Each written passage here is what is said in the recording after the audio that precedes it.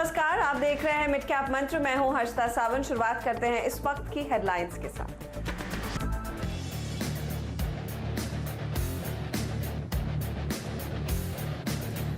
CNBC आवाज की बादशाहत हफ्ते दर हफ्ते बरकरार। मार्केट के दौरान अपने कॉम्पिटिटर से 1.1 गुना बढ़ा।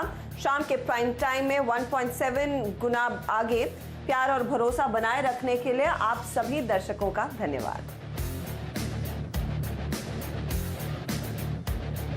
वीकली एक्सपायरी के दिन बाजार रिकवरी। निफ्टी अब 9950 के पार। रिलायंस, आईटीसी, इंफोसिस और एचडीएफसी से मिल रहा है बाजार को सहारा। निफ्टी बैंक भी निचले लेवल से करीब 300 पॉइंट सुधरा।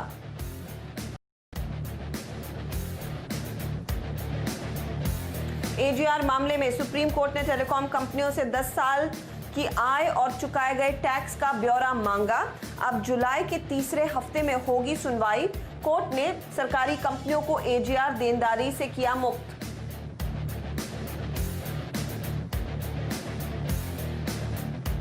आज एनर्जी सेक्टर में भारत को आत्मनिर्भर बनाने के लिए एक बहुत बड़ा कदम उठाया जा रहा है।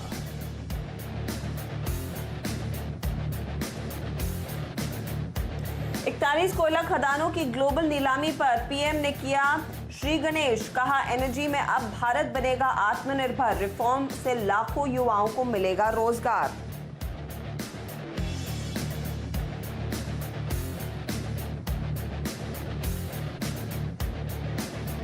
और 4G में चीनी उपकरणों पर रोक से टेलीकॉम शेयरों में जोरदार उछाल। जैकपॉट शेयर आईटीआई 16% तो विंध्या टेली 12% भागा। स्टरलाइट टेक डी लिंक में भी दिखी जोरदार तेजी। आज सुबह 2020 में दी थी इन टेलीकॉम शेयरों में खरीद की सलाह।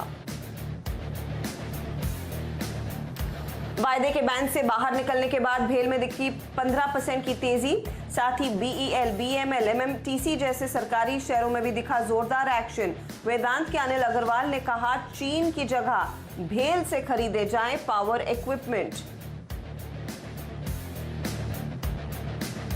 और अच्छे नतीजों से रिकॉर्ड ऊंचाई पर पहुंचा मुथूट फाइनेंस। स्टॉक आज 12% भागा। चौथी तिमाही में मुनाफा 52% बढ़ा।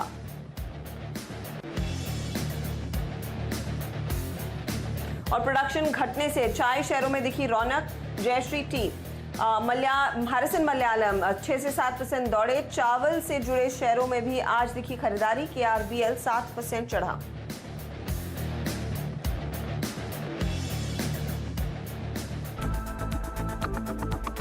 और मार्केट के एक्शन पर नजर रखिए, जहां पर आज हम देख रहे हैं जबरदस्त खरीदारी फिर से निचले स्तरों से लौटती हुई दिखाई दी है।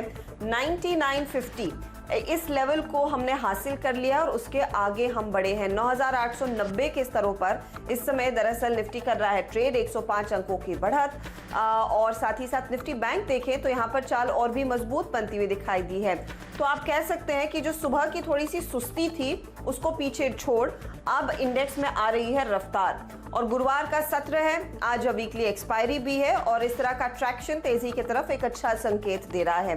तो निफ्टी बैंक आप देखिएगा यहाँ पर खास तौर से 20,300 के आगे गाड़ी हम बढ़ा पाए हैं। 180 अंकों की बढ़त देखने को मिली है। वो हाई पॉइंट है इस पर्टिकुलर मार्केट का। और निचले स्तरों से जो रिकवरी निफ्टी ने हासिल की है, अब 100 पॉइंट चढ़ चुका है। दरअसल आज दो सेक्टर्स है जो सबसे ज्यादा चमक दिखा रहे हैं। एक है पावर सेक्टर और दूसरा दरअसल है आपका मेटल सेक्टर। और कमर्शियल कोल माइनिंग के ऑक्शन का आगाज आज पीएम मोदी ने खुद किया और इन दो सेक्टर्स में इसका सबसे ज्यादा फायदा बनता दिखाई दिया है। तो जोरदार जोश और मेटल इंडेक्स तो करीब करीब 2% भागा आज के सत्र में। दूसरी तरफ सरकारी कंपनियों में भी हम देख रहे हैं जमकर हो रही है खरीदारी, चाहे वो भेल हो, बीएल हो, आईटीआई जैसे स्टॉक्स हो। यही नहीं, मिड कैप जो 100 पॉइंट ऊपर है उसमें चाय कंपनियां, चीनी शेयर, ऑटो एंसिलरी, अलग अलग सेक्टर्स हैं जहां पर आज के सत्र में तेजी की पोजीशंस लोगों ने ली है। तो ऐसे में आपकी क्या ट्रेडिंग रणनीति होनी चाहिए? हमारे साथ प्रकाश गाबा जुड़ गए हैं। गाबा साहब, गुड आफ्टरनून। देखिए, मूड अच्छी खासी बढ़त का 9,980 के लेवल्स पर अब स्थिर दिख रहा है निफ्टी। और आज एक्सपायरी है। एक्सपायरी क्या इन लेवल्स के आसपास होने के आसार हैं? 10,000 के करीब आपको लग रहा है मार्केट जाकर टिक सकता है at the end of the day? लग तो ऐसा ही रहा है कि 10,000 की तरफ जा सकता है। 9,880 या 9,900 एक स्ट्रॉन्ग सपोर्ट जोन नजर आ रहा है, लेकिन 10,000, हाँ 10,000 के आसपास ही हो सकता है मेरे हिसाब से। और बैंक निफ्टी की बात करें तो वहां पर भी ऐसा ही माहौल नजर आता है कि पॉसिबल है कि थोड़ा अपमूव मिले बैंक निफ्टी में। और बैंक निफ्टी में कह सकते हैं कि जो अपमूव अगर मिलेगा तो शायद थोड़ा अपमूव मिल सकता है, करीब अराउंड 26,600 की तरफ जाने की कोशिश कर सकता है। ओके, तो 20,600 की तरफ निफ्टी बैंक जाने की कोशिश में, और ऑफ कोर्स 10,000 के करीब एक्सपायरी की तैयारी हो रही है। अच्छा, किन स्टॉक्स के जरिए आप इस फिर तेजी को ट्रेड करेंगे? एक तो मैंने स्टॉक चुना है चोला फाइनेंस, ये तो हमने कल भी चुना था और कल भी एक अच्छा अपमूव मिला था। आज भी एक अपमूव मुझे लगता है और नजर आता है। टारगेट ऑन द अपसाइड चोला में होगा करीब 185 का और स्टॉक होगा 170 का। और दूसरा स्टॉक जो अच्छा लगता है, सेफ्टी मार्जिन हाई है, वो है ग्लैनमा फार्मा। ग्लैनमा फार्मा में लगता है कि ऑन द अपसाइड जो टारगेट है 420 के हैं, स्टॉक होगा 401 का। ओके, तो 401 का स्टॉप लॉस लगाइएगा। और ऑफ कोर्स यहाँ पर तेजी की पोजीशन आपने लेनी है। चोला पर भी एक बाय कॉल दरअसल गाबा साहब दे रहे हैं। मोमेंटम के साथ रहिए, बेसिकली गाबा साहब का यही कहना है, चाहे वो ग्लेनमार्क हो या फिर आपका चोलामंडलम इन्वेस्टमेंट। चलिए, अब आज की बड़ी खबर वो टेलीकॉम सेक्टर से ही जुड़ी हुई है।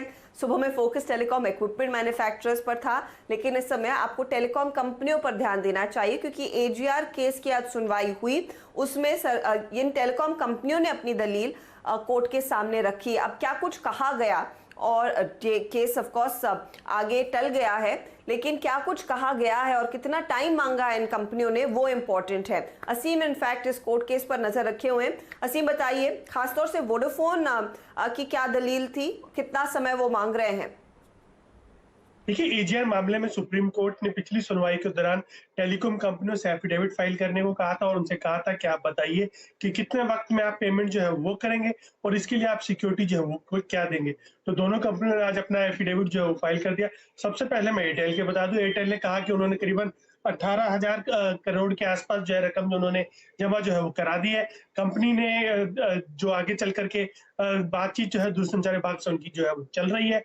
कंपनी साथ साथ जितना भी उनका पेमेंट था उनको करना है, उसको लेकर के डिस्कशन जो है वो चल रहा है। और कंपनी के पास, सरकार के पास ऑलरेडी कंपनी की 10,800 करोड़ रुपए की बैंक गारंटी है। कंपनी अब बैंक गारंटी जो है जमा नहीं करा सकती है। कंपनी ने कहा कि हमें 20 साल का वक्त जो है देना चाहिए। अगर मैं वोडाफोन आइडिया की बात करूं तो वोडाफोन आइडिया ने भी सेम कहा कि हमें 20 साल का वक्त जो है मिलना चाहिए एजीआर की पेमेंट करने के लिए। हमारे पास फिलहाल पेमेंट करने के लिए पैसे नहीं है। हम जो है अगर पेमेंट अभी दे देते हैं कुछ, तो हमारे पास कर्मचारियों को देने के लिए पैसे जो है वो नहीं बचेंगे। तो हमको 20 साल का वक्त जो है देना चाहिए। हम अभी किसी भी प्रकार की सिक्योरिटी जो है जमा नहीं करा सकते। टाटा टेली ने भी यही दलील जो है वो रखी कि हम किसी भी तरह की बैंक गारंटी जो है वो नहीं दे सकते। तो सबकी दलीलों पर जो है सुप्रीम कोर्ट ने खासतौर पर कई सारे सवाल उठाए। सुप्रीम कोर्ट का कहना था कि अगर वोडाफोन आइडिया अगले 20 साल के अंदर दिवालिया हो जाती है तो पेमेंट जो है वो कहां से आएगा, कंपनी जो है अपनी पेमेंट जो है कैसे करेगी। कंपनी ने पिछले 5 साल के अंदर एजीआर पर कितना प्रॉफिट जो है वो कमाया। तो कंपनी की दलील थी कि उसने पिछले 5 साल के अंदर कोई भी प्रॉफिट जो नहीं कमाया। उसके पास 1 लाख करोड़ रुपए के कर्ज है उसके ऊपर, जबकि 42,000 करोड़ रुपए की एसेट मात्र उसके पास जो है बची है। तो सुप्रीम कोर्ट ने फिलहाल और सुप्रीम कोर्ट ने कहा कि आपको और पेमेंट जो है वो करनी पड़ेगी, डाउन पेमेंट, ताकि हमें लगे कि आप इसको पेमेंट को लेकर के सीरियस है। तो उस कंपनी ने 2 हफ्ते का वक्त जो है मांगा। तो सुप्रीम कोर्ट ने फिलहाल अभी जो दूरसंचार विभाग है उसको भी वक्त दिया है कि जो कंपनियों ने प्रस्ताव रखा है उसको क्या सरकार उससे सहमत है, सरकार उस प्रस्ताव को मंजूरी जो है वो देने जा रही है। तो उसके लिए 3 हफ्ते का वक्त जो है वो दिया गया। मामले की अगली सुनवाई जो है वो जुलाई के अंदर होगी।